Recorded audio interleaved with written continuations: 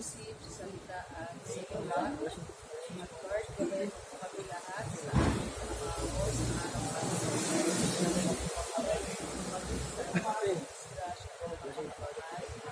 At dinadalangin po po namin, Panginoon, ang aming pamilya sa aming tahanan. Ilayunin po sila sa oras. Walang tao. So, sayang yung pagod. Saka huwag niyo uwihan mga EDSA. Sa EDSA, matig yan. Kailangan yan. Huwag yung iwan yan. Daanin ng mayore yan eh. Kaya, isipon tayo dyan. Kita nyo, pagka-telas 8, niraradyo pa natin. Diba? Sayang yung mga pagod yun.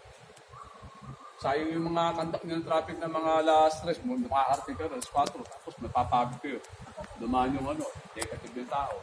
Sakit, matakot sa damdamin.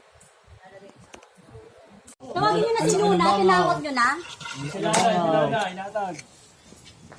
Oo, isa lang.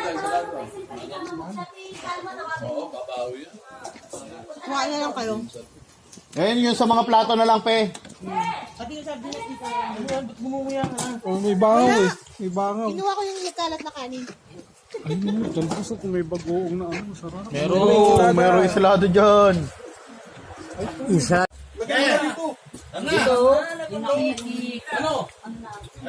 Nagkaagol po. Hindi kami mag-uumisa, wala ka! Ay, bukod sa Epe.